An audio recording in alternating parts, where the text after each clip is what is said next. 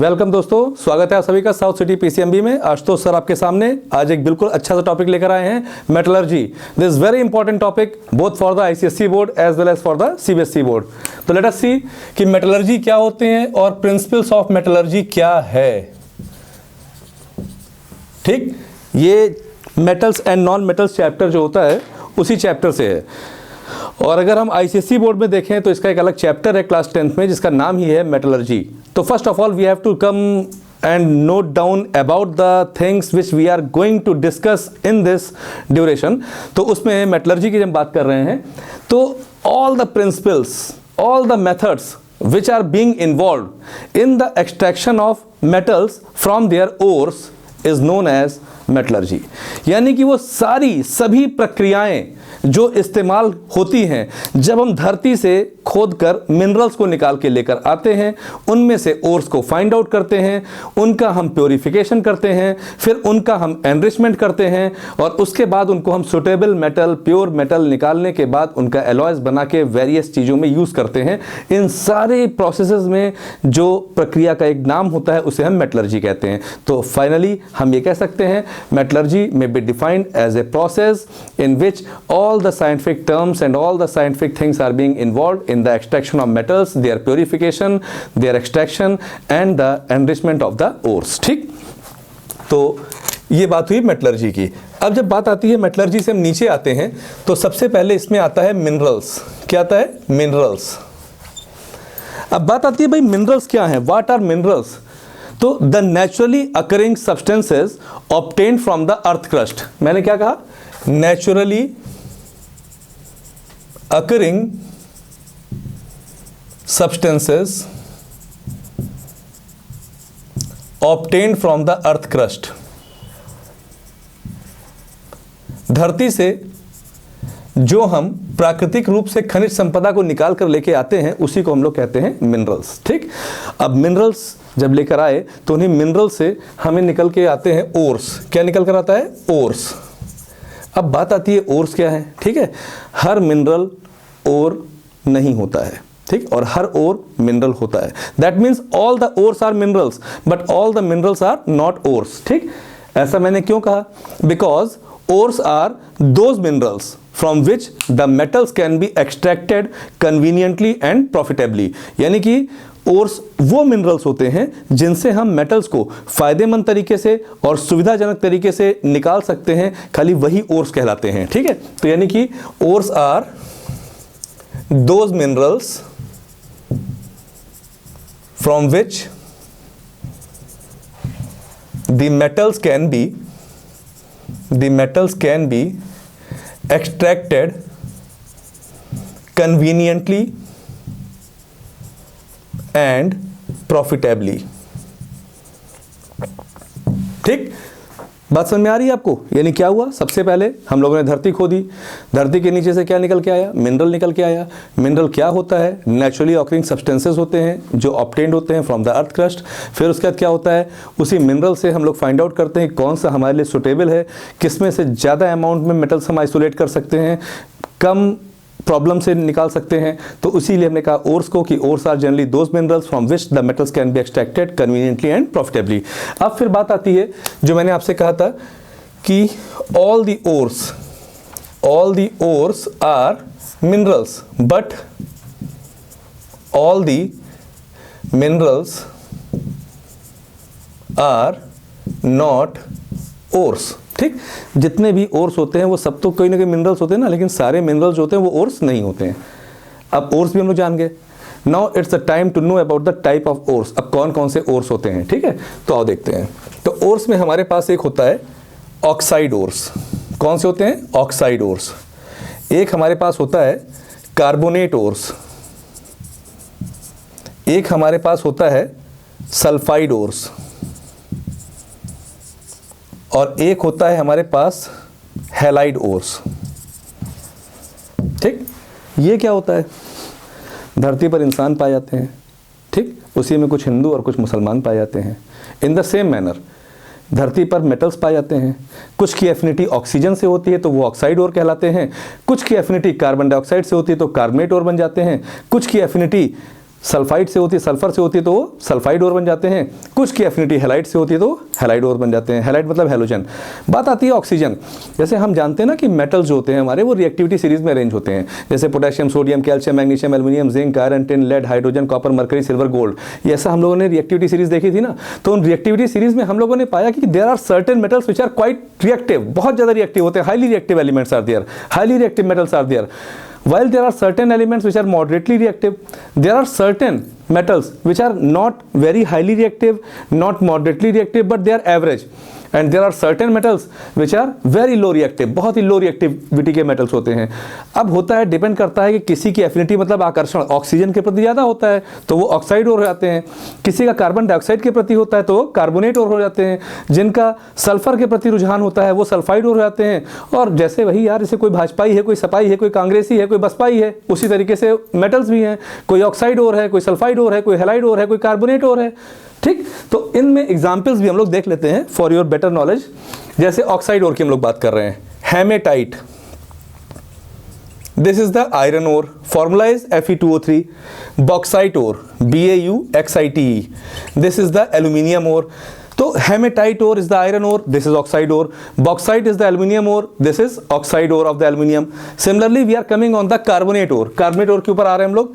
तो कार्बोनेट ओर में अगर हम देख पा रहे हैं तो दिस ZnCO3, कैलामाइन, ठीक है, लाइमस्टोन, CaCO3. तो जिंक कार्बोनेट, कैलामाइन, ठीक है, calcium carbonate, limestone, CaCO3, these are the carbonate ores. We are coming on the sulphide ores. हम लोग सल्फाइड ओर की बात कर रहे हैं. तो सल्फाइड ओर पे अगर हम लोग आ रहे हैं तो ZnS, zinc sulphide, ZnS zinc sulphide. We are coming on HgS, mercuric sulphide. HgS, this is known as cinnabar. क्या कहते हैं इसे? सिनाबार.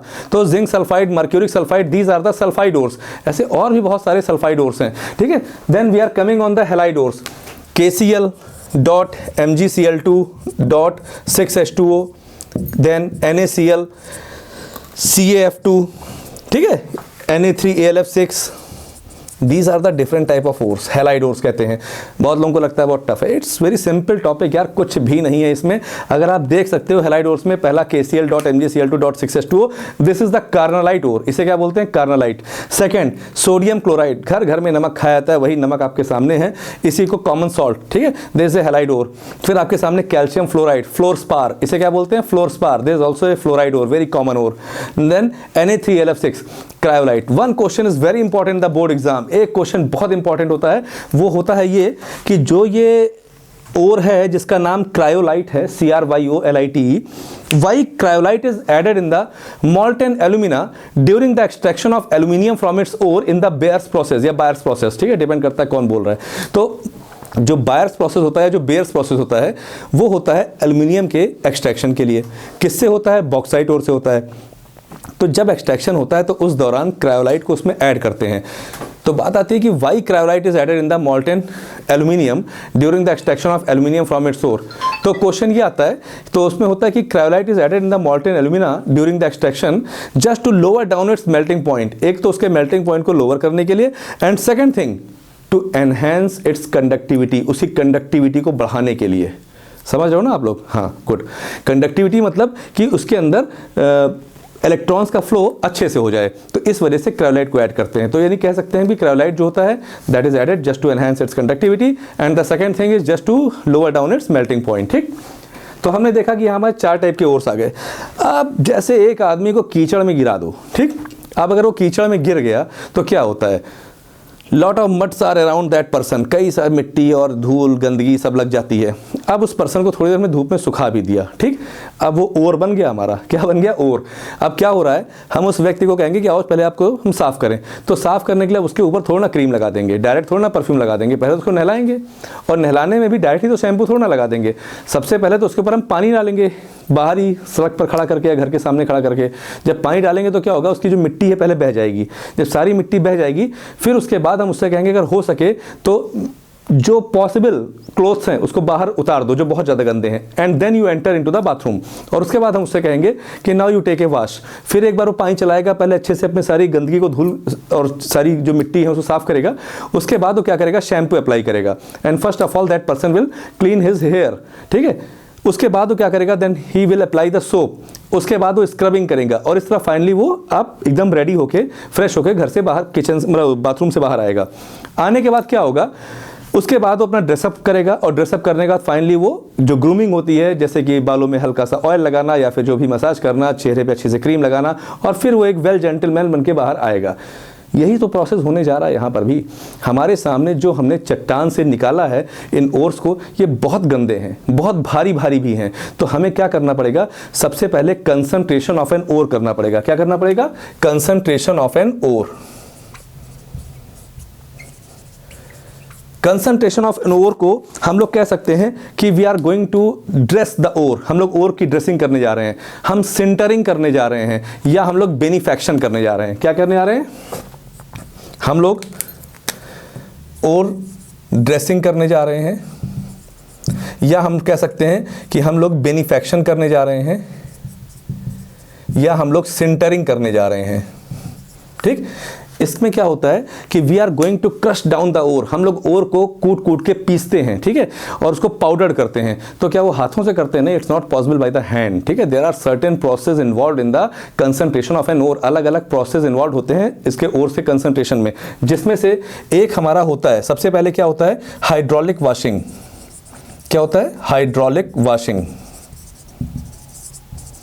फिर हमारा एक होता है मैग्नेटिक सेपरेशन, मैग्नेटिक सेपरेशन। फिर हमारा एक होता है केमिकल सेपरेशन, और एक हमारा होता है फ्रोथ फ्लोटेशन प्रोसेस। क्या होता है, froth flotation process. These are the 4 process known to us। ये 4 प्रोसेस हमारे सामने हैं जो हम जिनको जानते हैं। इसमें क्या होता है कि hydraulic washing, magnetic separation, chemical separation, froth flotation process, these are the different types of processes used for the concentration of an ore. ठीक, नेचर भी तो देखना है भाई। जैसे आपको सब्जी धुलनी है तो आपने सीधे पानी चला दिया और उसको धुल लिया ऐसे करके, ठीक। लेकिन अगर आपके कपड़े में कोई गंदगी लगी है तो उसके लिए आप साबुन, सोप, डिटर्जेंट इनका इस्तेमाल करोगे, ठीक है। अगर आपको टीथ साफ करना है तो वहाँ पे ना डिटर्जेंट साफ करोगे ना सीधे टंकी चला के कर लोगे, उसके लिए आपको टूथपेस्ट का इस्तेमाल करना पड़ेगा, है ना, clear. In the same manner जैसा ओर का नेचर होगा उस टाइप की उसका कंसंट्रेशन होगा। हाइड्रोलिक वॉशिंग, इन सब चीज़ों के पीछे एक प्रिंसिपल इन्वॉल्व होता है, ठीक है। Hydraulic washing, this is used for the heavy ores. ये भारी ओर्स के लिए इस्तेमाल किए जाते हैं, लाइक आयरन ओर्स, ठीक है, एंड टिन ओर्स। इन दोनों के लिए इनका इस्तेमाल होता है, ठीक। रही बात मैग्नेटिक सेपरेशन, तो this is used for the magnetic ores. ये मैग्नेटिक ओर्स के लिए इस्तेमाल किए जाते हैं। किसके लिए इस्तेमाल किए जाते हैं? मैग्नेटिक ओर्स के लिए। हम बात करते हैं केमिकल सेपरेशन और लीचिंग। तो हम अगर केमिकल सेपरेशन या लीचिंग की बात करते हैं तो ये हम यूज़ करते हैं for those where there is a difference in the solubility of the metal ore and the impurities in a particular chemical.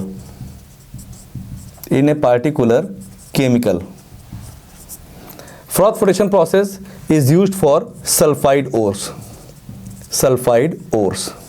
ठीक, तो पहले इनके बारे में बहुत ध्यान से हम समझ लेते हैं कि इनके प्रिंसिपल्स क्या हैं। तो हाइड्रोलिक वॉशिंग की हम बात कर रहे हैं। Hydraulic washing, this is based on the principle, ठीक है, ये इस प्रिंसिपल पे आधारित है दैट आइदर द ओर और the impurities any one must B heavy and the other must B light. ये इस प्रिंसिपल पर बेस्ड है कि ओर या इम्प्योरिटी में से कोई एक चीज हैवी होनी चाहिए, एक चीज लाइट होनी चाहिए। फॉर एग्जाम्पल, साइकिल की जो रिम है उसमें गोबर लग गया और आप मॉर्निंग में स्कूल जा रहे हैं, ठीक है। उसके बाद आप जल्दी से, देर हो रही है, आपने साइकिल को साइकिल स्टैंड पे लगाया और जल्दी से स्कूल के अंदर एंटर कर गए। फिर जब आपकी 1:30-2 बजे छुट्टी हुई, आप वापस लौट कर आए तो देखा कि गोबर जम चुका है। अब अगर आप उसको जग से लाके पानी ऐसे से डाल रहे तो साफ नहीं होगा, उसके लिए आपको एक फोर्स से वाटर चाहिए होगा, ठीक। इन द सेम वे एक जेट स्ट्रीम ऑफ वाटर जब इस पाउडर्ड ओर के ऊपर फेंका जाता है तो क्या होता है, इंप्योरिटीज नीचे आ जाती हैं और हैवी ओर्स लेफ्ट बिहाइंड, ठीक। इसके पीछे प्रिंसिपल है। तो hydraulic washing is based on the principle that either the ore और द इम्प्योरिटीज, या तो ओर या तो इम्प्योरिटीज, दोनों में से कोई एक चीज भारी होनी चाहिए, एक चीज हल्की होनी चाहिए। बात आती है मैग्नेटिक सेपरेशन की। This is based on the principle that either the ore और the impurities any one must be magnetic and the other must be non magnetic. यानी कि ओर और इम्प्योरिटीज में से कोई एक चीज मैग्नेटिक होनी चाहिए और एक चीज नॉन मैग्नेटिक होनी चाहिए। फिर ऐसे में क्या होता है कि जब इसको एक प्रॉपरली कन्वेयर बेल्ट के ऊपर रख के इसको हम पास करते हैं तो जो मैग्नेटिक ओर होता है वो थोड़ा आगे जाके गिरता है, नॉन मैग्नेटिक ओर वहीं पर गिर जाता है। इसका एक डायग्रामेटिक फीचर होगा जो हम शो करेंगे अपने नेक्स्ट वीडियो में, और इस तरीके से हम जान पाएंगे कि कैसे मैग्नेटिक ओर का सेपरेशन होता है। फिर बात आती है केमिकल सेपरेशन की। Chemical separation, either the ore और the impurity any one must be chemically soluble and the other must be insoluble. Ore या इम्प्योरिटी में से कोई एक चीज केमिकली सॉल्युबल होनी चाहिए और दूसरी चीज इनसॉल्युबल, वो होता है chemical separation. The other name of chemical separation is leaching, ठीक है, उसे लीचिंग बोलते हैं। नेक्स्ट होता है froth flotation process. This method is employed for the sulphide ore. ये सल्फाइड ओर के लिए होता है froth flotation process, that the sulphide ores are wetted by the oil and the impurities are settle down at the bottom. ठीक है, इसमें हम लोग पाइन ऑयल का यूज करते हैं। ठीक है, चैम्बर होता है, उसके अंदर पाइन ऑयल लेते हैं और उसके अंदर ओर डालते हैं जो सल्फाइड ओर होता है, फिर एक रोटेटिंग पैडल डालते हैं, साइड से हॉट एयर ब्लो करते हैं, उसको जब चर्निंग होती है तो उसमें फ्रॉथ डिपोजिशन हो जाता है और सल्फाइड ओर पार्टिकल जो होते हैं they stick to the froth और वो ऊपर आते हैं, वाइल द इम्प्योरिटीज जिसे हम गैंग कहते हैं या मैट्रिक्स कहते हैं, GANGUE, गैंग और matrix, they settle down at the bottom. हम लोग फ्रॉथ को कलेक्ट कर लेते हैं and in this way we can collect the sulphide ores. तो ये आपके मेथड थे। इसके आगे क्या प्रोसेस होता है वो हम नेक्स्ट वीडियो में देखेंगे और आप लोग अच्छे समझेंगे कि पूरी मेटलर्जी 2 वीडियो में बन रही है। ठीक है, दोनों पार्ट आप लोग देखिएगा, आपको पूरा मेटलर्जी समझ में आएगा। तो फिलहाल आज हम लोगों ने जो पढ़ा वो ये पढ़ा कि मेटलर्जी होता क्या है। तो metallurgy is the overall process which is entitled to find out, isolate, purify the metals. ठीक, इसे मेटलर्जी कहते हैं। मेटलर्जी में हम लोग पहले मिनरल्स निकालते हैं। मिनरल्स क्या होते हैं? नेचुरली ऑकरिंग सब्सटेंसेस होते हैं obtain from the earth crust. फिर उन मिनरल से हम लोग ओर्स फाइंड आउट करते हैं। ओर्स क्या होते हैं? Ores are generally those minerals from which the metals can be extracted conveniently and profitably. फिर ओर्स के टाइप होते हैं, 4 टाइप होते हैं, oxide ore, carbonate ore, sulphide ore, halide ore. Oxide ore वो होते हैं जिनकी साथ ऑक्सीजन होता है, for example Fe2O3 hematite, Al2O3 bauxite. Carbonate वो होते हैं जिनके पास कार्बोनेट होता है, CO2 प्रेजेंट होता है, फॉर एग्जांपल आपका कैलामाइन ZnCO3। सल्फाइड ओर जैसे सिनाबार, आपका HgS, ZnS, ठीक है, जिंक सल्फाइड। इसके अलावा हैलाइड ओर्स होते हैं जैसा हमने देखा, कार्नालाइट, सोडियम हैलाइड यानी कि सोडियम क्लोराइड, फ्लोरस्पार, CaF2, ये होते हैं। और इसके बाद हम लोगों ने देखा कि कंसंट्रेशन ऑफ ओर करने के लिए हम लोग क्या करते हैं? ओर को क्रश करते हैं, ग्राइंड करते हैं, पीसते हैं, पाउडर ओर बनाते हैं। और उसके बाद उसके भी 4 मेथड्स होते हैं, like hydraulic washing, magnetic separation, chemical separation, froth production process, जिनके बारे में मैंने अभी आपको एक्सप्लेन किया है। तो अगर आपको वीडियो अच्छा लगा हो तो आप इसको लाइक करिएगा, शेयर करिएगा, सब्सक्राइब करिएगा और भी लोगों को बताइएगा और वेट करिएगा इसके नए पार्ट के लिए जिसमें 50% जो आगे हम चलेंगे और आपको कंप्लीटली हम डिस्क्राइब करेंगे कि इसके बाद क्या होने जा रहा है, what happens after the ores has been concentrated, कैसे हम उसका रिडक्शन करते हैं और कैसे उसकी हम रिफाइनिंग करते हैं। ठीक है, so all the best, I hope that you will enjoy and you have enjoyed the video, so best of luck.